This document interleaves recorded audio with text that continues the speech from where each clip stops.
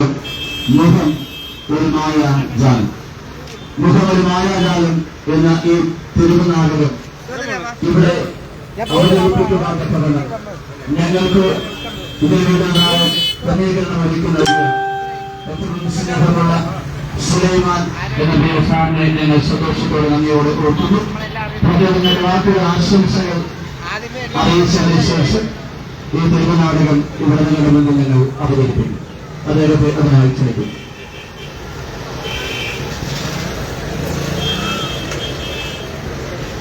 ബഹുമാന്യ വിശാല ലോകത്തിനെതിരെ സങ്കല്പിച്ച ഈ തിരുവനാടകം ലഹരിക്കെതിരെയുള്ളതാണ്.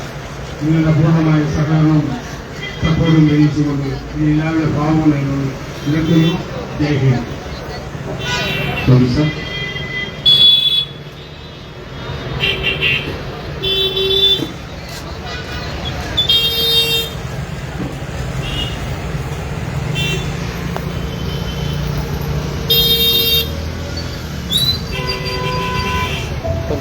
crowd അവർ തിരിഞ്ഞു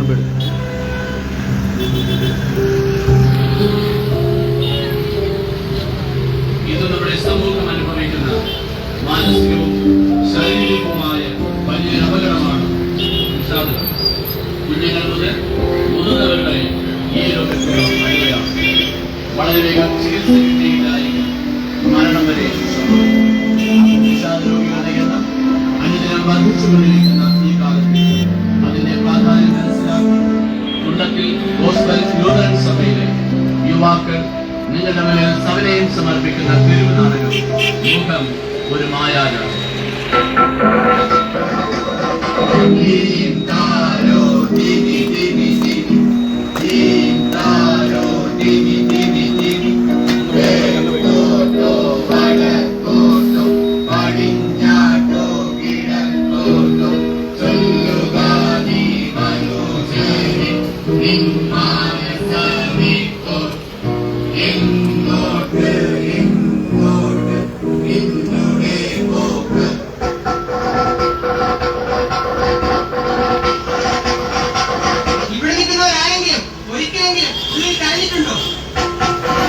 ചിരിച്ചുകൊണ്ട് വേദന മറച്ചിട്ടുണ്ടോ? ചിരി കാണുന്നത് എളുപ്പം, ഉള്ളിലെ വേദന കാണാൻ നമുക്ക് കഴിയുമോ? ശരീരത്തിൽ മുറിവുണ്ടെങ്കിൽ എല്ലാവരും കാണും. പക്ഷെ മനസ്സിൽ മുറിവുണ്ടെങ്കിൽ ആരെങ്കിലും ചോദിക്കുമോ? അത് തന്നെയാണ് ഇന്നത്തെ കഥ. എനിക്ക് പറയാൻ വാക്കുകളുണ്ടായിരുന്നു, പക്ഷേ കേൾക്കാൻ ആരുമില്ലായിരുന്നു. അതുകൊണ്ട് ഞാൻ മിണ്ടാതെ എന്ന് പറയുന്നവന്റെ കഥ. എന്റെ വഴി രണ്ടാളുകൾ ചിരിക്കും. ഒരാൾ ചിരിക്കുന്നു, മറ്റൊരാൾ മിണ്ടാതെ കരയുന്നു. എന്റെ ശബ്ദം ആരും കേട്ടില്ല, അതിനാൽ ഞാൻ മിണ്ടാതായി. പക്ഷേ ഈ മൗനം തന്നെയാണ് ഇന്ന് എന്നെ കുറ്റപ്പെടുത്തുന്നത്. ഇന്ന് ഞങ്ങൾ പറയാൻ പോകുന്നത് നിങ്ങളുടെ കഥ തന്നെയാണ്. ഇന്ന് ഞങ്ങൾ അവതരിപ്പിക്കുന്നത് ഒരു നാടകമല്ല, പറയാതെ പോയ ഒരുപാട് ഹൃദയങ്ങളുടെ ശബ്ദമാണ്. ഈ ചിരി നാടകമാണ്. ഈ ചിരി മറവിയാണ്. ഈ മുഖം കള്ളമാണ്. ഈ മൗനം കടവരയാണ്. ഈ മൗനം വേദനയാണ്.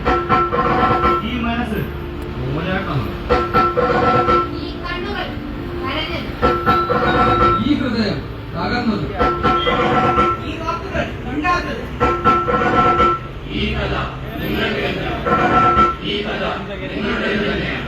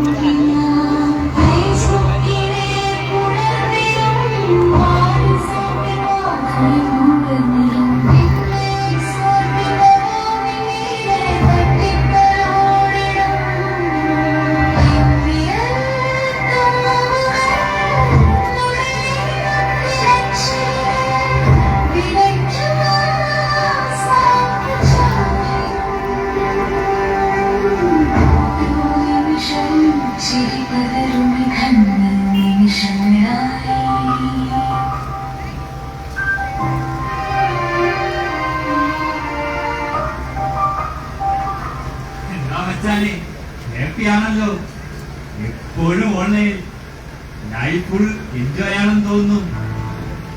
അതെ, എല്ലാം സൂപ്പറാണ്, ലൈഫ് സെറ്റാണ്. പ്രോബ്ലംസ് ഒക്കെ മൂവിയിൽ മാത്രമല്ലേ ബ്രോ, റിയൽ ലൈഫിൽ ചില്ലാണ്.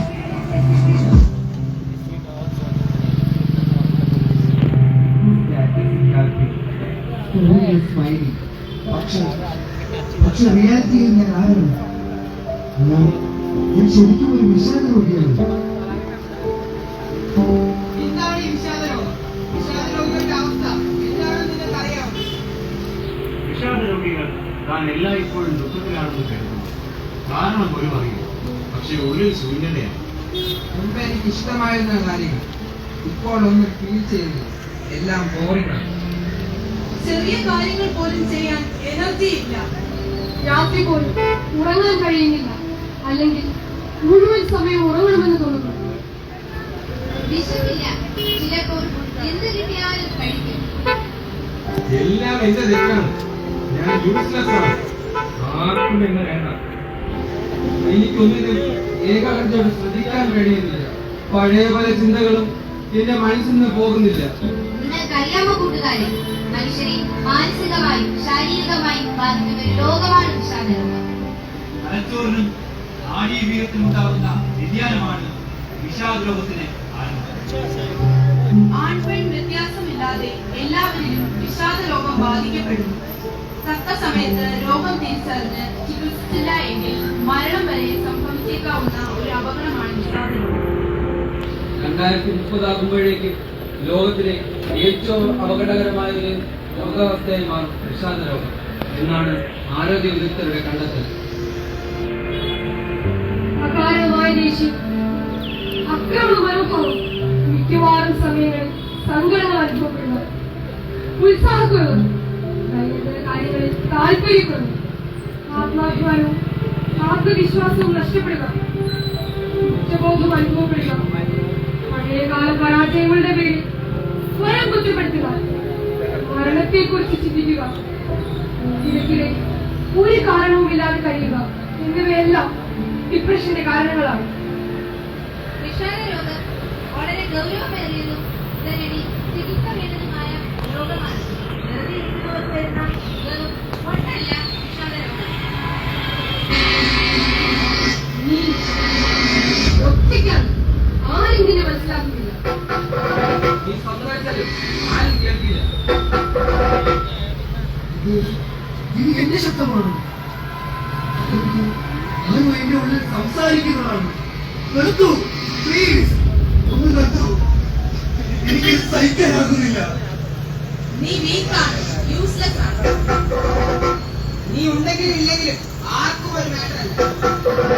നിന്റെ മുഖം മാത്രം ജീവിക്കുന്നു, ഉള്ളിൽ നീ മരിച്ചു പോയിരിക്കുന്നു. നിന്റെ ഈ ചിരി ഒളിച്ചോടാനുള്ള ഒരു വഴി മാത്രമാണ്. എന്തിനാണ് എനിക്ക് ചെയ്യാത്തത്? ഞാൻ ഇത്രയും മോശമാണ്. എനിക്ക് എന്നെ തന്നെ ഇഷ്ടമില്ലാതായിരിക്കുന്നു. നീ എന്താ ഇങ്ങനെ ഇരിക്കുന്നത്? 24 മണിക്കൂറും ഫോൺ ഫോൺ ഫോൺ. ആദ്യം ഇതൊന്നും മതിയാക്കൂ. ദിവസം മുഴുവനും സ്ക്രീനിൽ മാത്രം നോക്കിയാൽ ഇതൊക്കെ തന്നെ സംഭവിക്കും. നിനക്കൊന്നും ഒരു പ്രശ്നവുമില്ല, എല്ലാം ഓവർതിങ്കിങ് ആണ്. ആവശ്യമില്ലാതെ ഓരോന്നും ചിന്തിച്ചുകൊണ്ടിരിക്കും.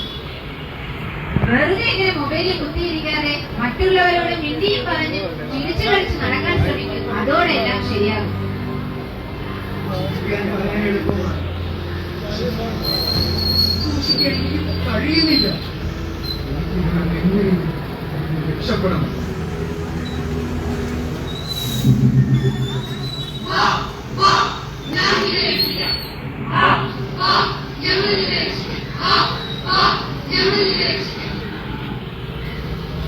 മച്ച, ഇങ്ങനെ ഇരുന്നാൽ നിനക്ക് റിലീഫ് കിട്ടില്ല.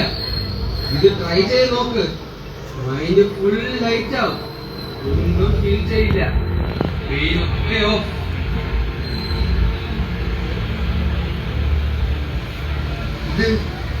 ഇത് ശരിയാണ്.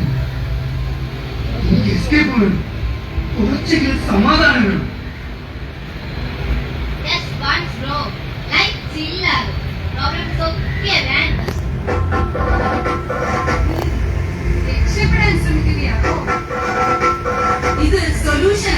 ഇത് നിന്റെ അവസാനമാണ്.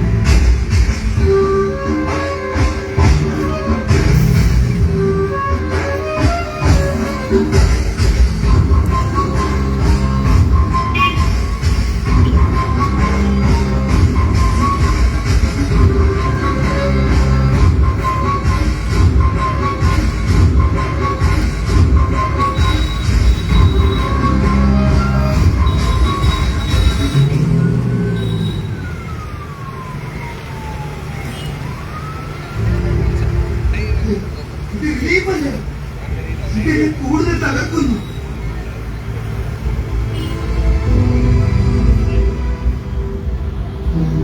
ഞാൻ പെയിമാക്കാൻ ശ്രമിച്ചു, പക്ഷേ ഇപ്പോഴും ഞാൻ തന്നെ എന്നിൽ നിന്ന് മാറിപ്പോവുകയാണ്. ഇതെന്നെ രക്ഷിക്കുന്നില്ല. ഇതെന്നെ ഒരിക്കലും തിരിച്ചു വരാൻ കഴിയാത്ത വീട്ടിലേക്ക് തള്ളുന്നു.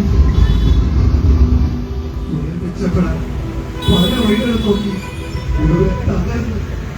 ആത്മഹത്യയുടെ മുന്നിൽ നിൽക്കുന്ന എന്നെ കാണുമ്പോ നിങ്ങൾക്ക് എല്ലാവർക്കും കോമാളിയെ പോലെ തോന്നുന്നു അല്ലേ? എന്നെ വീക്കെന്നും അന്തർമുഖമെന്ന് വിളിക്കാൻ നിങ്ങൾക്ക് എല്ലാവർക്കും സമയമുണ്ടായിരുന്നു. പക്ഷെ ഞാൻ എന്തുകൊണ്ട് തകർന്നു എന്ന് ചോദിക്കാൻ ഒരാളുമില്ലായിരുന്നു. എനിക്ക് എന്താണ് പ്രശ്നമെന്ന് നിങ്ങൾ ചോദിക്കുന്നു. ഉത്തരം പറയാൻ എനിക്ക് തന്നെ ഭയമായിരുന്നു. നിങ്ങൾ മൗനം കേൾക്കാൻ ആരും നിന്നില്ല. എന്റെ കണ്ണുനീരിന്റെ ഭാഷ മനസ്സിലാക്കാൻ ആരും ശ്രമിച്ചില്ല. കുടുംബം എന്നെ മനസ്സിലാക്കേണ്ടവർ എന്നെ ശക്തനാകണമെന്ന് മാത്രം പഠിപ്പിച്ചു. സുഹൃത്തുക്കൾ എന്നെ ചിരിപ്പിക്കാൻ ശ്രമിച്ചു. പക്ഷെ ഞാൻ എന്തിനാണ് കരയുന്നതെന്ന് ആരും ചോദിച്ചില്ല. ഈ സമൂഹം എനിക്കൊരു മുഖം തന്നു.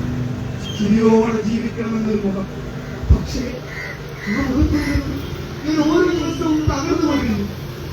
ഇപ്പോൾ ഞാൻ ഇങ്ങനെയായി നിൽക്കുമ്പോൾ എന്റെ അവസ്ഥയുടെ കാരണം ആരാണെന്ന് ചോദിച്ചാൽ അത് ഞാനല്ല.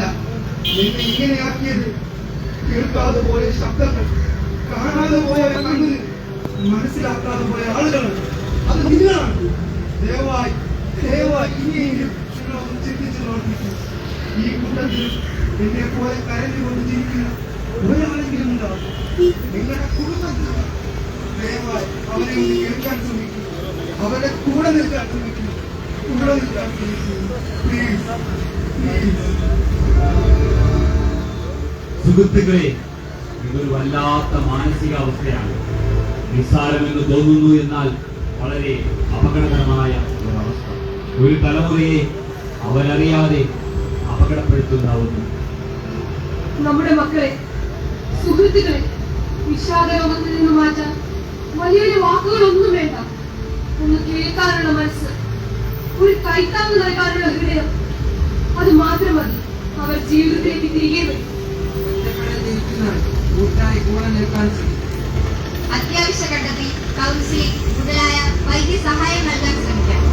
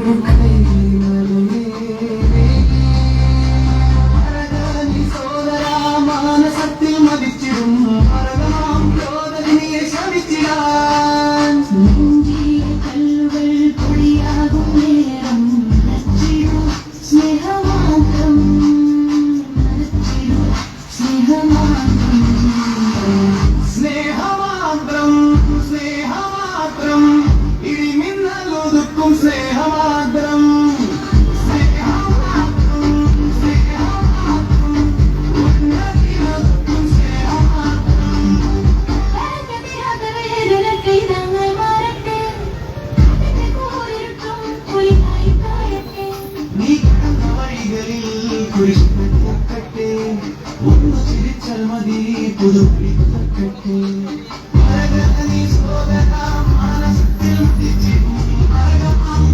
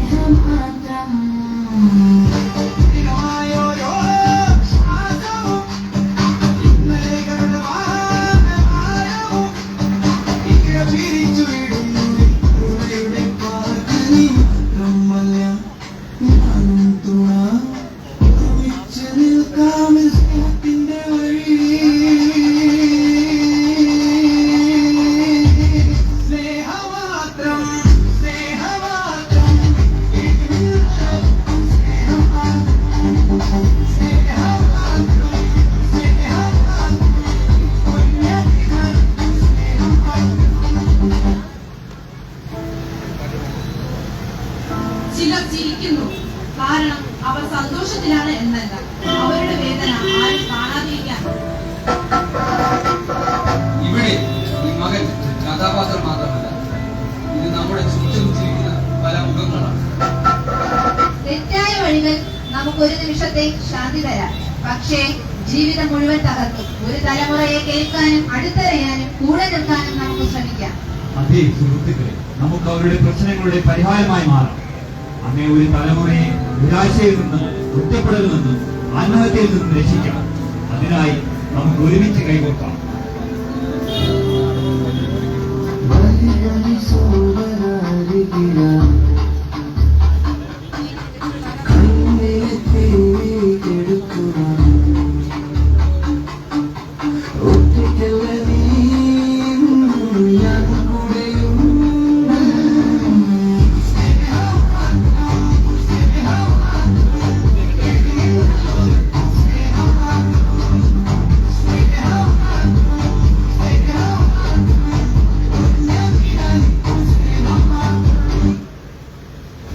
അതേ പ്രിയ സഹോദരങ്ങളെ, വിഷാദരോഗം അത് വല്ലാത്ത മാനസിക അവസ്ഥയായിരിക്കുമ്പോൾ നമ്മുടെ മക്കളെ, നമ്മുടെ സഹോദരങ്ങളെ, നമ്മുടെ സുഹൃത്തുക്കളെ ഒന്ന് തൊട്ടറിയുക, അവരോട് കൂടെ ചേർന്ന് നിൽക്കുക. അങ്ങനെ വിഷാദരോഗത്തിൽ നിന്നോ അവരെ മുക്തരാക്കി നല്ലൊരു തലമുറയെ വാർത്തെടുക്കുവാൻ നമുക്ക് ഒരുമിച്ച് കൈകോർക്കാം. അതിന് ദൈവം നിങ്ങളെ സഹായിക്കട്ടെ. തന്ന എല്ലാ സഹകരണത്തിനും ഞങ്ങൾ സഭയുടെ പേരുള്ളതായ പ്രത്യേക നന്ദി അറിയിക്കുന്നു. നന്ദി. പ്രത്യേകിച്ച് സുലൈമാൻ സാറിനോടുള്ളതായ പ്രത്യേക നന്ദി അറിയിക്കുന്നു.